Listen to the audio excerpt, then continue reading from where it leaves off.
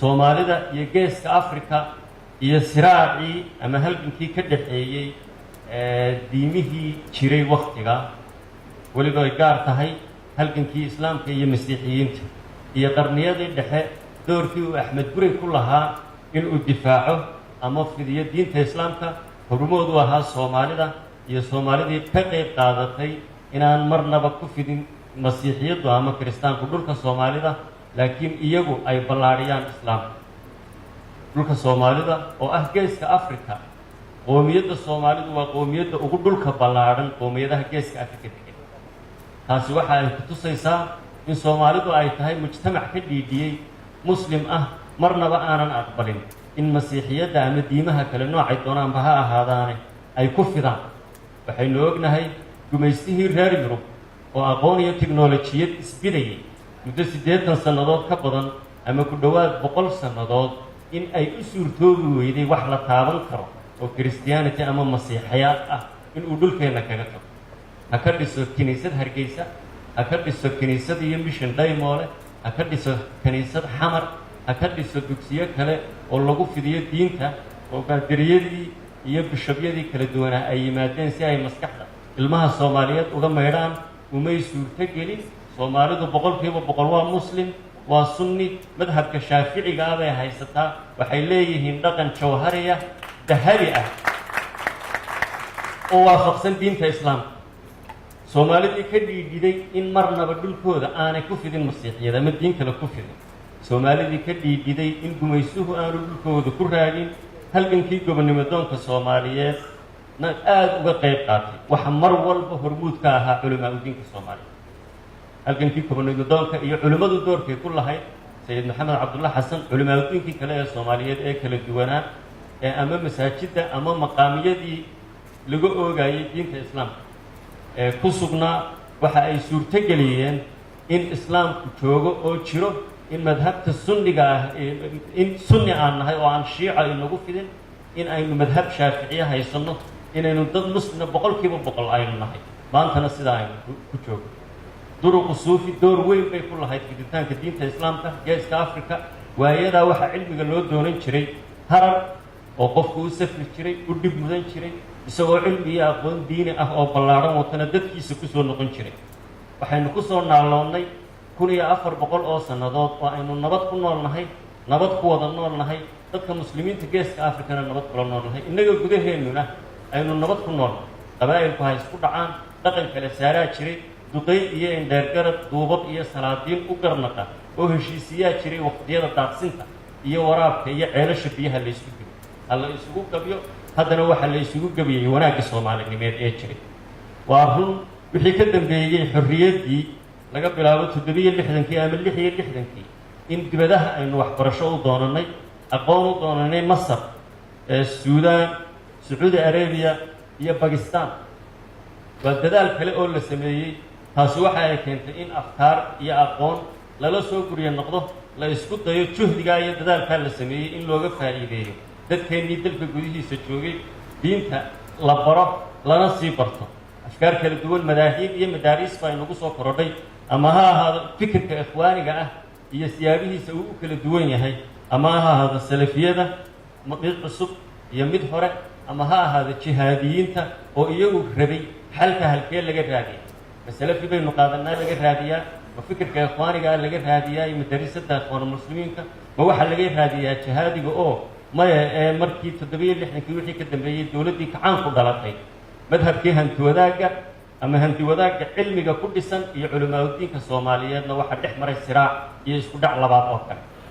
taasi waxay keentay xukunkii militariga ee 21 sannadood afkaartii iyo aqoontii la soo dhoofiyey madaariistii ka abuurmay dalka ee ikhwaaniga ahaa ka abuurmay dalka ee salafiga ahaa ka abuurmay dalka ee lala yimid ee meelo kale lagu soo arkay sababaha keentay ee aragtida jihaadiga ee maya waxaynu u baahan nahay qori inaynu qaadanno ilaa 2006 afartankaa sannadood 67 mise 66 ilaa 2006 oo ah anigu waxaan aaminsanaa inaanu weligay arki doonin aanay dhici dooninna qof soomaaliya oo intuu gaadhiyo isku soo xidho isqarxiyaa inuu jiro laakiin 2006 bay taariikhda qortay soo maaha markii ugu horreeyey baydhabo soo ma ahayn afartan ka sanadood maxaa fikirka islaamiga ah cusub soo kordhiyay ama sidii aan u naqaynay baraaruga islaamka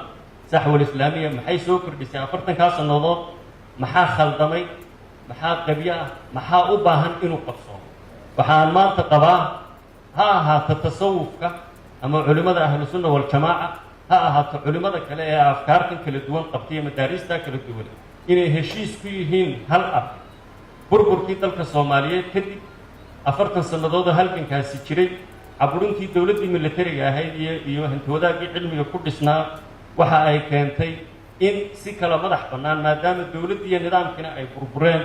loo fikiro inay ka soo dhex dhashaan waxyaabaha maanta aynu la bariinsanay ee ina hor yaala burburkii Soomaalidu wuxuu keenay in geeska Afrika iyo dunida inteeda kale iyo daafaha adduunka aynu u qaxno tagno xadaarad iyo ilbaxnimo muslimiintii inaga qotada dheereed ay ku dhiiran waayaan aynu ka abuurno dhulkaynu tagnay waxaan xasuustaa 94kii baan Itoobiya waxbarasho u tagay arday Soomaaliyeed oo cusub baan ku wada galnay salaadii maghrib baan loo eedaamay meel aanu ku tukanaan weey muslimiinta Itoobiya oo la qiraya taariikhda qoraysa inay yihiin mujtamaca ugu faraha badan kuma dhacaan inay yiraahdaan qol yar oo ku tukano naga siiya jaamacadda library oo xagga sare aanu ku akhrisanayno ayaa hoostiisii ay ardaydu salaadii ka og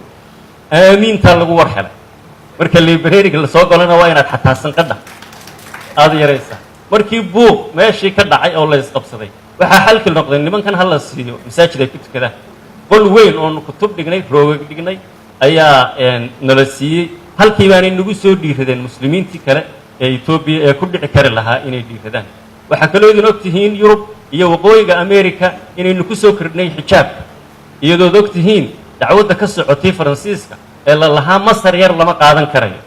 marka islaamku sida silmiga ah Soomaalidu waa dad dhiiran way fidiyeen way aragnimo ee ilbaxnimo ay ku dhaceen oo dunida inteeda kale ay la wadaageen bay ahayd bari dhaweyd baan dabadeedna shaqo u tagay intaanan xilka qabanaad sababa meesha la yiraahdo markaato oo muslimiintu ugu badan yihiin ayaa waxaan yaabay xijaabka iyo niqaabka ay dumarku sitaan laakiin awal hore aanay ku dhici karin waxa daaradii ilbaxnimadii ay muslimiinta Soomaalida iyo dunida ku fidiyeen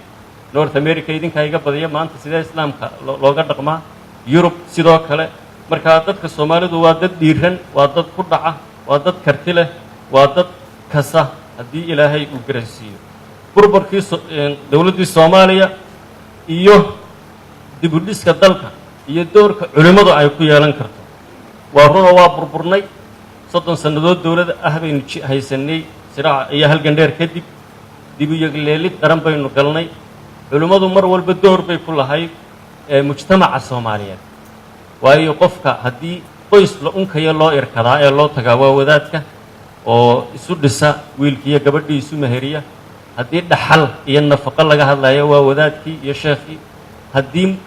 khilaaf u dhaxeeyo qoyska ku dhisa ay tahay door buu ku leeyahay mujtamaca gudihiisa khilaaf u dhaxeeyo haday tahayna door buu ku leeyahay marka doorka sheekha ama wadaadka ama aqoonyahanka diinada Soomaaliyeed waa mid mar walba shariif ah kaalin muhiim ah runtii uu kaga jiro mujtamaca Soomaaliyeed waxaynu qaadanay haddaba dastuur dib u yeegleelidii qaranka waxaynu kaloo aynaan inkiri karahayn in fikirka islaamiga uu ku xoogan yahay maanta mujtamaca Soomaaliyeed waxa kale inuu ognahay mujtamac qabali ah inaynu nahay sidee baynu markaa isu waafajinaa inaynu yeelano dastuur ina dhaqa oo heshiis bulsho ah oo ina wada anfaca iyo shariicada islaamka sal u ah inaynu niraahno inaan islaamkiina ku talax tagi dhiig daadin iyo gacmo goyn iyo lugu goyn aan ku salaysnayn in qofku wuxuu qarxiyo uu doono ku baabiyo sidii markuu inoo soo bandhigay oo waliba gacmihii la surayo si argagax loogu geliyo dadkii meel dheer la sursurayo oo aanu qofkaasi sifo sharciyo ku banaystay aanay jirin waxaanu u baahanahay inaynu dawladdeena dhisno waxaanu u baahanahay dastuur heshiis aynu ku nahay culimada Soomaaliyeedna ay hormuud u yihiin fikir iyo ra'yi iyo aqoon ku kordhiyaan in aynu dhisno waxaad xasuusataan todobaataneyadii hees oran jirtay qofkii cudur dilaayo dawada bogsiisee hadday dawo bukooto maxaa lagu dabeebaa iyo gabadhii ugu jawaabaysay dalaalnimada diinta iyo dastuurka iyo xeerka haddii dabool la saaro dawo bukootay weeye soo maaha waxaanu u baahanahay dastuur shariicadii baa lagu dhigayaa inay beys u tahay aasaas inaynu dastuurkeennii hufno inaynu sharci iyo xeer iyo nidaam aynu ku kala baxno aynu samaysano anu markii hore intaanan looga baranin cuqdad baan ka qabay sharcigan lagu dhigo jaamacadaha reer galbeedka ama iskuullada la midka ah waxaanu haystay meel wax diintun ka soo horjeeda lagu hayo inay tahay waxaan dabadeedna doortay history geography markaan 2 sannadood iyo bar taariikhda dhiganayo ayaa ilbaxnimadii hore beershiya iyo Mesopotamia iyo Hammurabi sharcigii uu qoray ayaan bartay waxaan ogaaday in imaka ciqaabaadka waxyaabaha dhalinyarada lagu kicin jiray waxa kamid ah maxkamadaha waxa yaala Indian Penal Code xeerka ciqaabtu waa mid kale oo kaliya islaamkana markaad eegto quraanka iyo xadiiska iyo ahkaamta ciqaabtu soo in yar oo kamid ah nolosha islaamka maaha marka waxa xoog la saaraya meeshii waxa yaala Indian Penal Code nimankani islaam maaha wadaadow kaalayo dastuurkii nagala shaqee wadaadow kaalayo shuruucdii dalka lagu dhigi lahaa nagala shaqee haddii shalay xorriyadda fikirku ayna ahayn mid meel taal la ogol yahay maanta waa mubaax waxaaba loo soo irkanayaa fafiruu ila Ilaahi baa la yidhi sheekha iyo culimada diinka Soomaaliyeed mushkiladda in haysata sideebay inooga saari kara shirkeennan shalay ilaa maanta birina socon doona ee doorka culimada diinka iyo ay ku leeyihiin amniga iyo dib u heshiisiinta waxaynu ogsoonahay al-amn wal iimaan markii la yiri diinteena islaamka in amniga uu aasaaskii marka hore noqday markii amnigii qof markuu amni helo ayaa iimaankii uu ka fikiri karaa cibaadaysan karaa marka amni la helo ayaa horumar laga fikiri karaa marka amni la helo ayaa waxbarasho iyo aqoon iyo dhisme reer laga fikiri karaa marka amni la helo ayaa dal hore u kacay iyo nidaam laga fikiri karaya laakiin amni darro haddii ay jirto wax walba waxa weeyaan uu soo baxaya fisqigii baa badanaya dhicii baa badanaya dilkii baa badanaya boobkii baa badanaya maxaan ku yiraahdaa wax kasta oo la xalaashado oo qofku sharciga uu rabo gacmihiisa inuu ku fuliyo ayaa badanaya waati shalay sheekhu ina xasuusinayay muxuu yahay nooca dagaal ee aynu ku jirnaa bardhaweed baan shiru tagay Brussels waxa lagaga hadlayay fikirka xaq shirka ah iyo dhibaatada uu caalamka ku hayo intii uu soo baxay nin professor ah doctor PhD haystana ah oo cilmi baare ah ayaa dadkii khudbadeeyay kamid ahaa waliba qofka ugu keynote speaker ay yiraahdaan gaaladu khudbadda ugu dheer lahaa wuxuu ka warramay Afghanistan iyo dagaaladii ay Taliban iyo ka wadeen qolyahaasi wuxuu ka warramay Pakistan waxa kale uu ka warramay Daesh iyo sidii ay u seedareysay iyo sidii ku soo baxday Iraq Suuriya ilaa dhulkaas oo kale waxa kale uu ka warramay Sahel region gobolkan galbeedka aad uma maqalnay dhibaatada inaga haysta mid ka balaaran ba 5 dal oo reer galbeedka Afrika haystay Sahel la isku yiraahdo iyo Boko Haram oo Nigeria ka jirta ninkaasi waa baaray waa waday waxa uu ku soo gabagabeeyay nimankan dagaalka conventional warka oo dagaal laba ciidan oo iska soo horjeeda mid lagaga guuleysan karaya ma ah waxa loo baahan yahay xagga fikirka in lagu la dagaalamo marka waa taa doorka culimada diinka Soomaaliyeed ay ku leeyihiin in ay yiraahdaan maya 40 ka sanadood iyo 1400 sano ka horeysay ee aynu islaamka ahayn iyo waxa maanta in aynu la halgamayno aragti khaldan oo si khaldan loo turjumay inaynu ka shaqeyno waa jiraan dad ku dooda nimankani waxay ka soo baxeen cabayn 40 sano la cabaynayay maxsuulkii uu dhalay weeyay oo wadaadkii sheekha oo ahaa ama macallinka oo ahaa uu xakameyn kari waayay dadka qaar baa sida ku dooda oo yiraahmay jinni ninkii keenay baa igana raalli ahaada saaro war culimada diinka Soomaaliyeed markaad manhajkeennii barista runtii eegtid waa balaadhay diinta islaamka laakiin maxaa xoog aad loo saari jiray waa qasabna inaynu baranaa suwar min xayaatu saxaaba dabeedna Khalid bin Walid oo safety kala jiidnay madaxa wax ku goynaya soo ma ahayn